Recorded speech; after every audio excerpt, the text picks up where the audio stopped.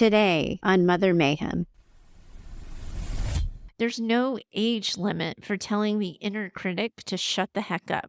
We're never going to be too old to show our inner child some love, kindness, respect, or validation. And there's never going to be an age when we're suddenly rendered incapable of receiving that love, that kindness, or that respect. Wherever any of you are in your journey toward recovery, I assure you, I promise you, it's not too late to believe that you are worthy and deserving of love.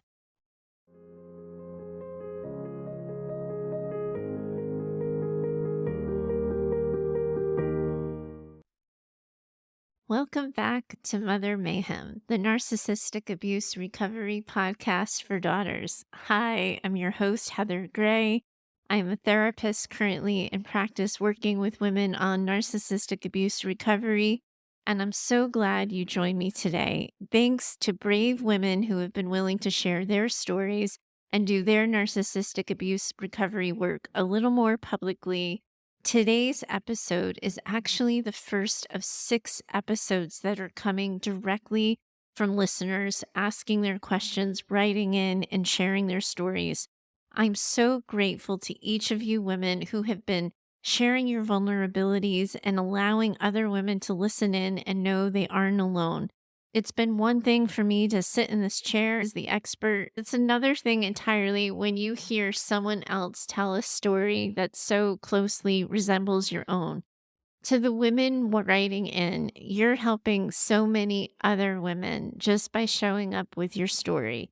Episode by episode, you're all going to be showing each other that you aren't alone and that others are really in it with you. And what an incredibly special community we're building together. I'm so grateful to be here with each of you. Before we do dig into today's episode, I do have a favor to ask of each of you listening. If you have gotten any value from this show and the conversation we're having, please do leave a review in your podcast app for it. Reviews tell the podcast apps that the content is good, and as a result, they're more likely to share the show with other listeners or include it on lists of recommended podcasts. I really would be so grateful if you would consider doing so. This is one of those times when I just need your help to get the job done. So I appreciate your consideration and thinking about doing that. Thank you so much. So today we're talking to Nancy. Nancy isn't her real name, but I think her story is going to feel really real to many of you. I'm going to be reading Nancy's letter, and I'm going to be reading all of the other letters sent to me in its entirety because I do think it's a critical piece of narcissistic abuse recovery work to learn how to take up space. And I have to, I have to tell you guys, every single letter I've gotten so far comes with a side note apologizing for the story's length. You're all just so used to only being seen when someone wants something, when you show up perfectly, or when you only speak when spoken to. And you're wired to think you're all too much, to think that you have to play small, or to think that no one's going to care about your story, what happened to you, or how you're feeling. It takes work to show up as you are. And that's the work we're doing here together. So by writing in with your letter and allowing me to read it in its entirety, that's actually part of the narcissistic abuse recovery work. So I'm in it with you, and we're using that as an example. So here's what Nancy writes. Praise God, you started this podcast. Well, I'm always going to love an email that starts that way. Nancy, thank you so much. I listen to other therapists, but nobody quite hits it on the head like you do. I'm 60 years old and still trying to heal from the narcissistic abuse my mother ever so powerfully delivered, and to this day still does. I know other people need help with other situations, but how do you heal from a mother that has never really loved you? Within the last couple of years, I've begun my healing journey, but something has always been lacking. Nobody speaks solely about narcissistic mothers. I've been the scapegoat, and my sister was always the golden child. I always knew something wasn't right, but it didn't have a name. My first memories were, no one will ever love you because you're fat. You can't do this because you're fat. You'll die giving birth because you're fat. You're lazy because, etc., etc., etc. Just recently, I found out my mom wasn't actually sure who my father was because she had an affair at the time that she became pregnant with me. My dad died 30 years ago, and I felt like he was the only person who ever really loved me. My mom is 82 now, and she works two jobs to support my sister and her ex husband. My sister's never worked and is a malignant narcissist also.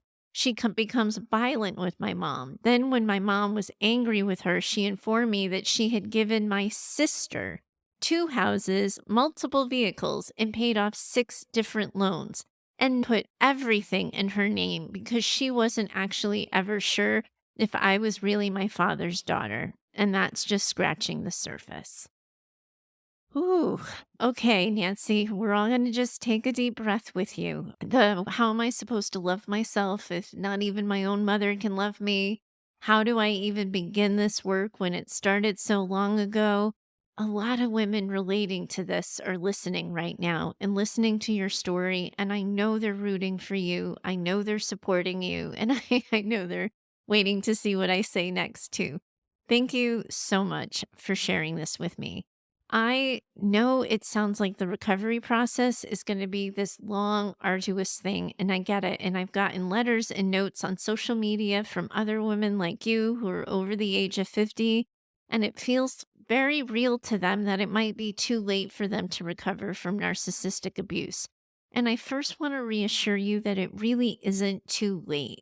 At any point in time, we get to decide that the way we're thinking about ourselves and talking to ourselves isn't working and that we want to do something differently. There's no age limit for telling the inner critic to shut the heck up. We're never going to be too old to show our inner child some love, kindness, respect, or validation. And there's never going to be an age when we're suddenly rendered incapable of receiving that love, that kindness, or that respect. Wherever any of you are in your journey toward recovery, I assure you, I promise you, it's not too late to believe that you are worthy and deserving of love. And Nancy, you're right in sharing with me that you're only scratching the surface. And I agree with you. This really is only the surface here.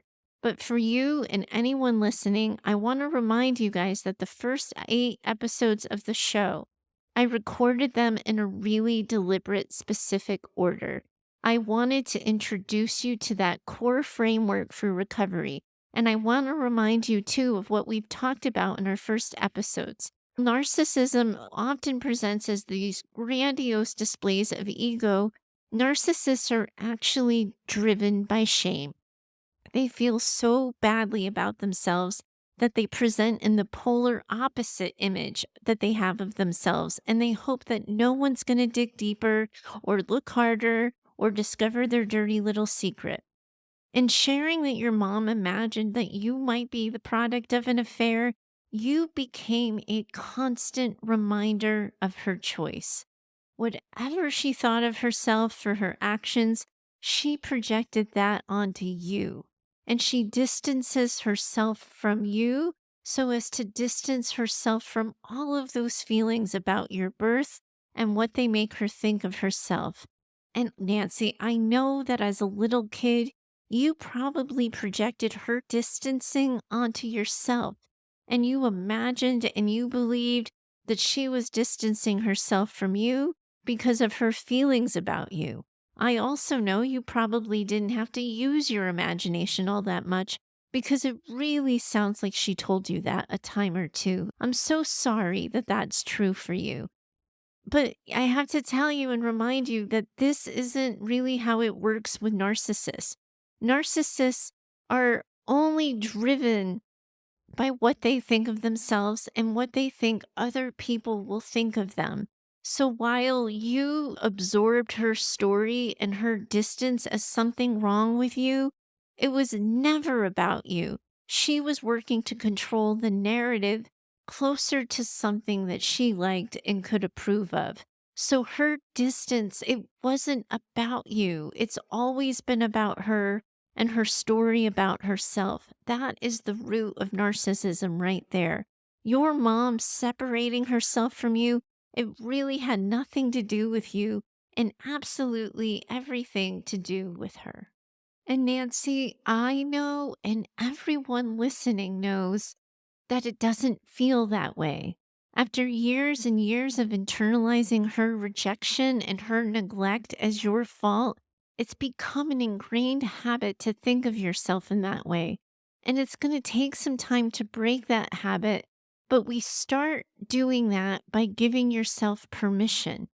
You make a conscious choice to choose not to believe the messaging you received about yourself and your worth. You give yourself permission to write and craft your own narrative about who you are and what you deserve. Your mom has been writing your story and controlling that narrative about yourself for this entire time. And you get control back by taking the proverbial pen back. And you do that by seeing that she was trying to distance herself from the affair she had and from the judgment she feared she would receive. It wasn't about you. It was never about you. So you can remove the shame and the blame you've been carrying and let her own it. It doesn't mean that she will own it, but you can take it off of you and put it onto her, even if you only do that symbolically in your own mind. Now, remember what we've talked about with narcissists in my earlier episodes here. Your mom, like any narcissist, is largely incapable of love. That's the core truth that so many daughters of narcissistic mothers really struggle to embrace. All of you have crafted these narratives that imply that your mother could have chosen to love you, but she opted not to. Narcissists just aren't wired for connection. They're wired for self preservation. I'm going to repeat that. Narcissists aren't wired for connection. They're wired for self preservation. Remember our first conversations on the show. Personality disorders are really more accurately defined as relationship disorders. Some people just have traits of the disorders when they're like feeling defensive or when they're backed into a corner. But someone with a full blown personality disorder is largely incapable of love. They're just not built that way. They don't experience themselves that way. They don't experience other people that way, and they don't experience them in connection to other people that way. Nancy, you were for sure scapegoated, emotionally abused, and neglected. And I can only imagine how you've experienced all of that over the years. You were told that all of this was because of you and your weight, so you were bullied and brainwashed into believing it. Seeing your sister being treated so differently, you perceived her golden child status. You perceive that as her being loved and you not being loved. And a key moment in your healing will be when you begin to really absorb that your mom didn't and couldn't love your sister either. That isn't love. Remember, narcissism isn't just with one or two people. Narcissism, it's how the person moves through the world. Your mom just wasn't narcissistic with you. She was narcissistic with everyone. It just looked different when it was played out with different people. With you, she separated herself from you so she could separate from the reminder of the actions that she had and what anyone else might have thought of her transgression. She made your sister her redemption, the thing that erased her poor perception of herself. That isn't love. The actions that she made toward your sister weren't about your sister or how your sister moved through the world. And it just as like her actions towards you and her withdrawal from you and all of that wasn't about anything you did or how you moved through the world. Your mom treated your sister the way she did because of how it made her feel about herself. Whatever narrative she created about how she took care of your sister or helped your sister, that's what she was attached to, not your sister. How her relationship with your sister made her feel about herself. That's what mattered to her.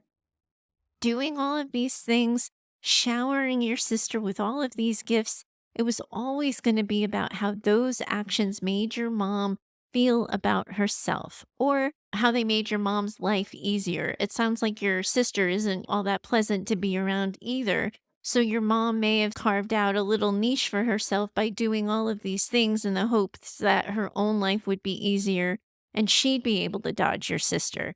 But it was never about making your sister feel any kind of way. It was always about her. So, recovery, what it looks like changing the story. It's not that your mom didn't love you.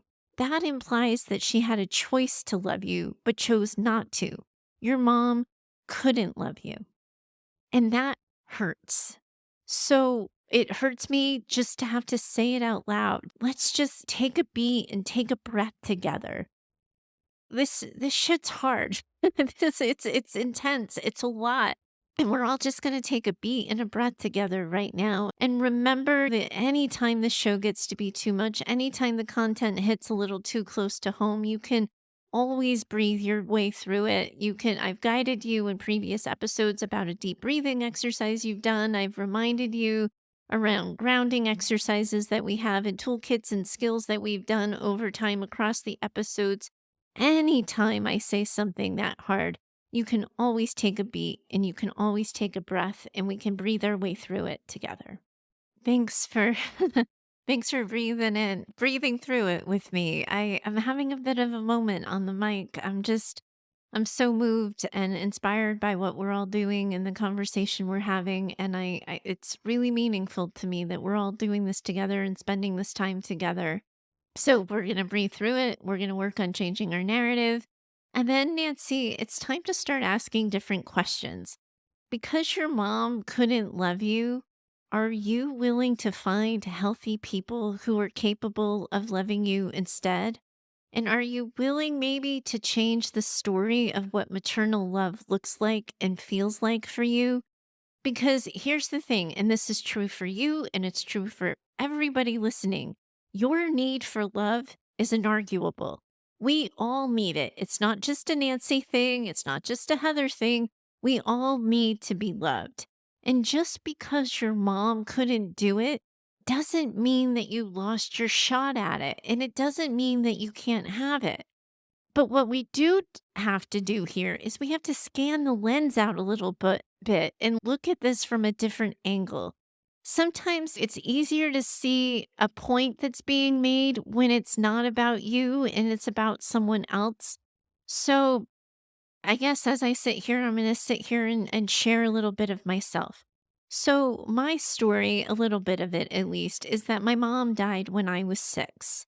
And we all know that we need and deserve love and validation and nurturance as we grow into healthy, functional people, right? In order to be healthy, functional people, a lot of us need and deserve love. It's in the science books, folks. It's true. Just because my mom died, it didn't mean that I didn't need love anymore. And it didn't mean that because my mom couldn't do it, that I lost my one shot at having it and that I was destined to live a life without a maternal figure or without maternal love? No, of course not. I still had the need and I still needed that need to be met. And so for me, that meant that I needed to allow other women to meet that need because my mom couldn't.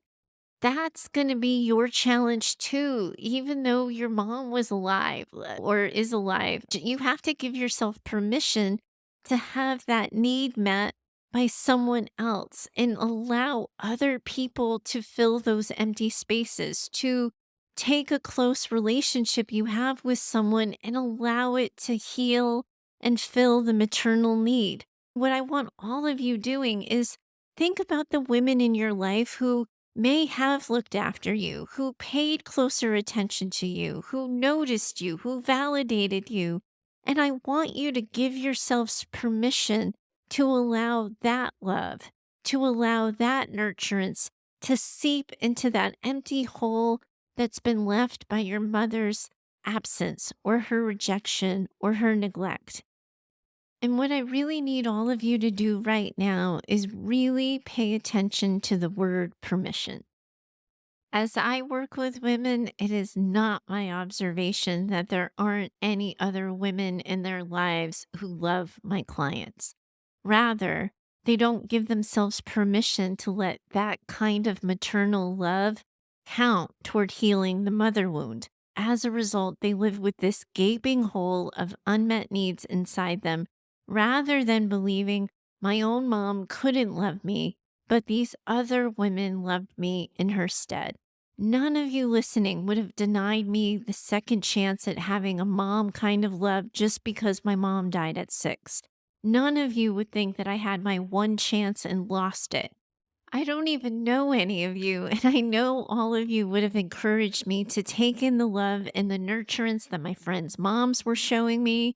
You would have had me notice the special interest that the teachers took in me. You would have encouraged me to pay attention to love of my extended family and all the love they had for me. I was the first grandkid in a family of 12 great aunts and uncles. I had 12 sets of grandparents, and you would have let me wrap myself up in their love, and you wouldn't have begrudged me any of it. When I shared with you now that as a young adult in my first job, I got too attached to my supervisor because I saw her as a mom, you would all get it. And when I explained to you that I experienced her guidance of my career as love, I think you'd get that too, and you would allow me to have that. That's what all of you have to do for yourselves. That's my challenge to you as you're listening to me and sharing in Nancy's stories. That's how you recover from having a mom who couldn't love you. Giving yourselves permission to let the light and let the love of someone else in to fill that hole. I know it's a really emotional ask. I know it comes with a whole heaping side of vulnerability, but that is the work of narcissistic abuse recovery. A lot of you have tricky relationships with other people. Your mom may not have been the only narcissist in your life. We just heard from Nancy that her sister has one too. Survivors of narcissistic abuse, you're often going to be attracted to or attracted by other narcissists, and all of this is going to be in this weird subconscious attempt to heal that mother wound. When I say you have to give yourselves permission to be loved, like I'm paying like special attention and emphasis on the people who have shown themselves to be healthy and worthy of your love and attention and affection, not just the people who make you feel the way your mom did growing up. That is a really important side note.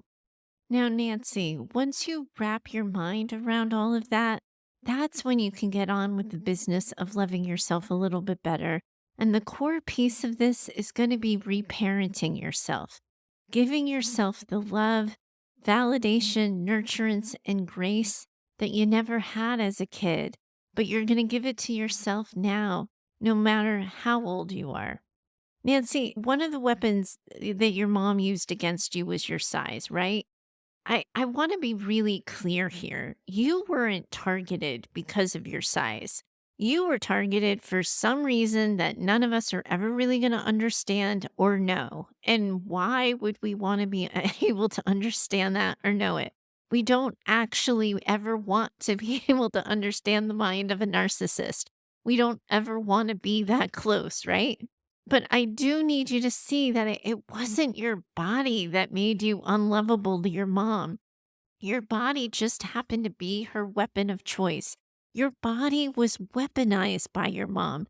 And think of people who are targeted for being too tall, too short, too thin, who have childlike voices, or like me, have an unusual tone to their voice. That's the thing that I always got made fun of as a kid. It isn't because of those things or those characteristics. Those aren't the flaws that make somebody unlovable. Rather, they're characteristics that have been weaponized to suit the narcissistic narrative. That's what that is. So, one of the things we have to do and help you with here, Nancy, is we have to help you start showing your body a little bit more gratitude so you can stop beating it up all the time. Because let me tell you something, Nancy, it has gotten you through 100% of your bad days. It has been there with you. It's protected you. It's kept you company. Changing the relationship you have with your body and the narrative you have attached to it really is going to be a critical part of your recovery. Your body, it's had your back. It's gotten you through. It's kept you company through every bad, sad, lonely day. It's held you and the hardest parts of your story with you. And we owe it gratitude for that. And we show it grace. It has been battered by trauma, and it is a reflection of how hard your life has been. It is not a reflection of the reason your life has been hard. Let me repeat that one too. You guys are getting lots of golden nuggets today. Your body is not a reflection of why your life has been hard. It's a reflection of how hard your life has been. I really want you to let those words sink in, Nancy. And I want everybody who's sitting here with body shame and body blame to let them sink in too. And I want you to pay even closer attention to your body. How often are you at peace with yourself versus stuck in that fight, flight, or freeze response? Body regulation is going to be a key component of narcissistic abuse recovery for all of you. But if you are sitting in some body shame and blame, learning how to regulate your body and calm your nervous system, it's going to be even more of a key component of recovery work for you. I have to be honest, it's not entirely my area of expertise, and there are a lot of other people in the space who are doing it and teaching it far better than I am. But a good way to start thinking about this is increasing your understanding of what you're like and how it feels when you were stuck in that fight, flight, or freeze response. Increasing your understanding of what things, people, situations, or memories create that kind of fight, flight, or freeze response. It's increasing your self awareness, right, Nancy? So it's about knowing your buttons and teaching yourself more about what you can do when you're having those kinds of reactions. Because if you understand what brings out those reactions, again, like some people like to use the word trigger here. I'm not a fan of the word trigger, but like when you're having that kind of emotional response, knowing what sets that off in you, but also starting to learn what helps your body calm is going to help you get a bigger sense of control and a bigger sense of body awareness so that you can start to have a better understanding with yourself and be more in tune with what it is you need. And if you start collecting the tools and strategies that help you when you're dysregulated, you'll feel better faster. The most important thing to remember here is when you notice that you're in fight or flight or freeze, as soon as close to possible as is possible, you just want to stop everything. A lot of you are so used to white knuckling and pushing yourselves through when you're feeling dysregulated. You tell yourselves not now, you don't have the time, you blame yourself for being upset about something that other people wouldn't be upset about. You don't give yourself permission to take the time to calm down. But when you white knuckle it, when you set your jaw and grind your teeth and push through, you're re traumatizing those old wounds that tell you that your pain doesn't matter, that your body is hurting, but it doesn't matter, that nothing is important. And so, if you don't tend to your bodies when they're dysregulated, you're contributing to re traumatization of yourself. So it's really important to start noticing when you're caught in that fight, flight, or freeze response and learning to calm yourself down. Once you're able to get yourself out of that fight, flight, or freeze response, you'll be more able to like really notice your own feelings. You'll be able to start naming them, not judging them, but then you'll be able to see them through. Here's how it works. So often as a kid, being mad, sad, or scared, it was so inconvenient. It would make you a bigger target for your mom. So you'd all get used to like shoving your feelings down and ignoring them. But the storage container of invalidated feelings and unmet needs often leads to this dysregulation, the dysfunction, and episodes of anxiety and depression. But if you're able to see feelings as they come up and see them through, I'm not talking like wrapping yourself up in them, becoming a victim to them, or wallowing in them, but noticing the feelings that come up, acknowledging them, naming them, and seeing them through. A major part of reparenting yourselves is always going to be about changing that inner dialogue. So, recovery, it's going to look like naming the feeling, removing the blaming and shaming stories we have about ourselves, using more loving language, and showing ourselves more self respect. Again, this is going to come down to giving yourselves permission to stop beating yourselves up and start showing yourselves more love. It means giving yourself permission to hear loving words that other people speak of you and treat them as true. And it means using more loving language towards yourselves. Sometimes it's going to look like calling yourselves out when you're beating the shit out of yourselves and showing yourselves more grace.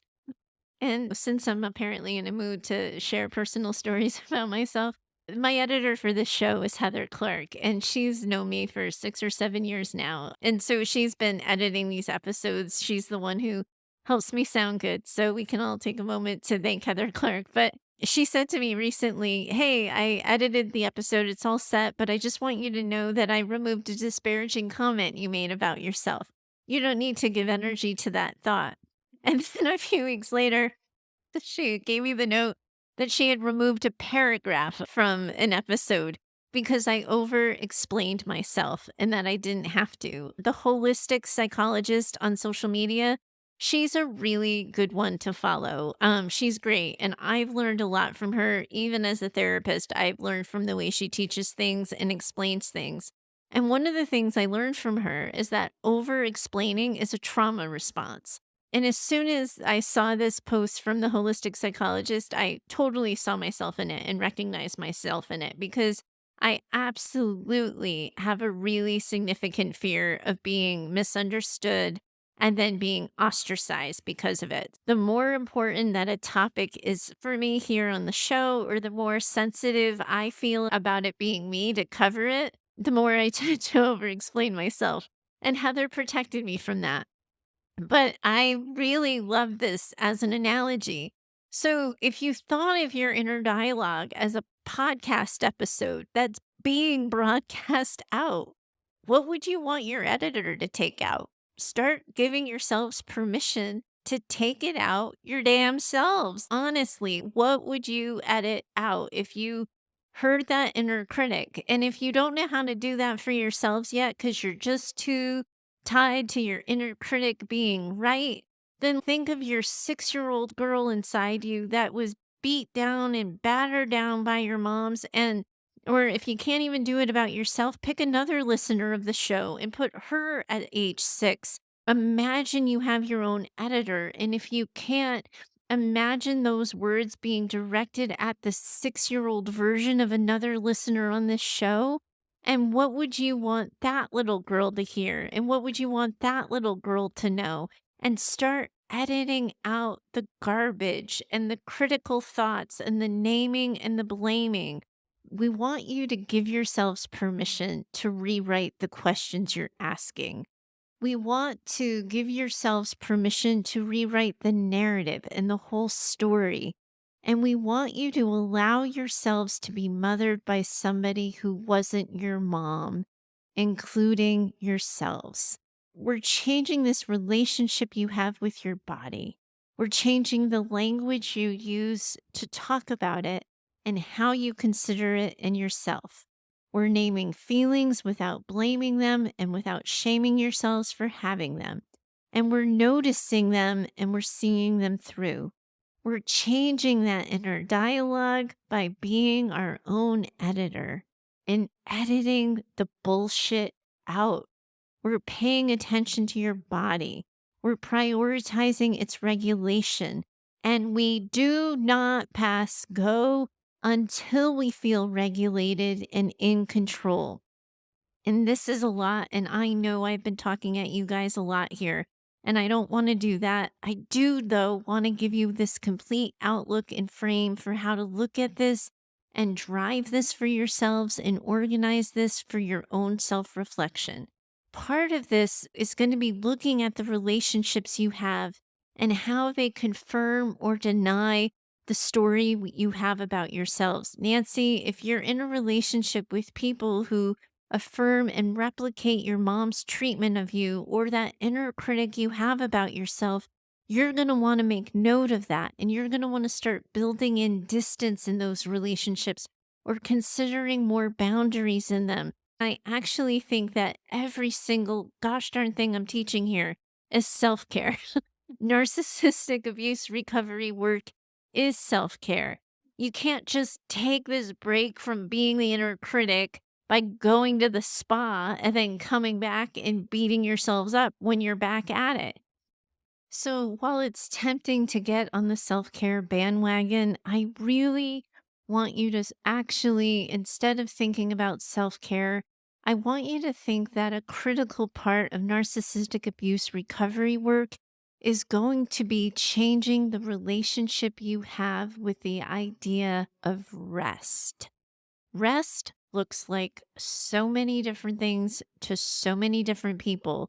But when we're talking about narcissistic abuse recovery work, what I'm asking of you and outlining for you is that recognizing trauma work, and that's what we're doing here, guys. This is trauma work. It is exhausting. So while you're doing it, you have got to be prepared to be more tired more easily. You have to prepare yourself to need more rest, and you have got to give yourselves permission to rest, to seek rest, and to value rest. People get obsessed with trauma recovery work. I got an email from someone that said that they binged all my episodes, and I think at the time we were like up to episode 5. You can't be listening and binging trauma work. Trauma work doesn't work that way. It's tempting when you finally find answers, when you finally have somebody offering insight to just wrap yourselves up in it. And I get it. You finally feel seen, you finally feel understood, you finally see a path. All of that makes so much sense to me. But one of the things attached to this too is I recognize that a word I see in a lot of the emails and the notes is the word desperate. I understand that all of you are finding me at a time when you're in pain and you're desperate for relief. And I promise you, I get that. You're going to want, and I know a lot of you listening are these type A people who just want to listen and get the thing done. You're going to want to push through and you're going to want to move this quickly. But Nancy and everybody listening, this shit takes time. We don't want you, Nancy, just to feel seen and validated here because I said something and I'm answering your question, and same goes for any of you listening. I want all of you feeling seen and validated because you're actually starting to believe the things I'm saying. That's where the healing happens. And it happens by building habits out of all the things I've started talking about today. That's the path. And I know it's daunting, but I also really, really, truly believe it's possible. Nancy, gosh, thank you so much for your question today. And I know I threw a lot at you, but I also know that you and everyone else in the same place, you've all got this. You can do this, and it's never too late. You have a whole community around the world in this with you. Seriously, guys, around the world. This podcast just last week charted in Iceland. Hi, Iceland. Thank you for liking my show. You charted me at 35 for all mental health podcasts in Iceland. All of us are in this together and we're having this conversation. And I believe it's possible for all of you in whatever country you find yourselves in and wherever you find yourself listening. And next week, we're going to be talking to Carly. And, Carly is not her real name, but she didn't figure out her problematic dynamic with her mom until her mom spiraled out when Carly got married. So, of course, like a lot of it, is once you see your mom is a narcissist, Carly can't unsee it. And she's looking for understanding and guidance on managing her mom's meltdown. So, we're all going to be in it with her next week. Thank you, all of you, so much for your vulnerability. Thank you, Nancy, for sharing your story and for contributing to this community in the way you did. And I so know that you made it safer for other women to do it as well. So thank you very, very much.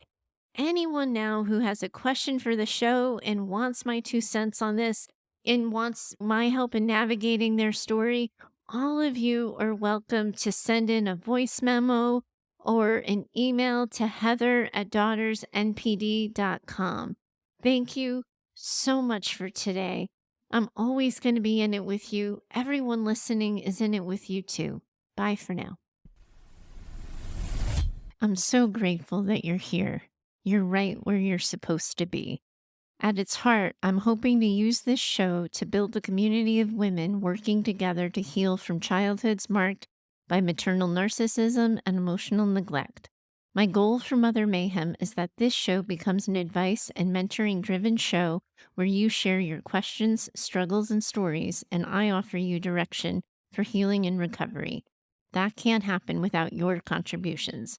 I invite you to send a recorded voice memo or write in an email with your questions and things you're struggling with. You can always find me over at heather@daughtersnpd.com. To connect further, I invite you to find me over at Instagram and occasionally on TikTok at DaughtersNPD.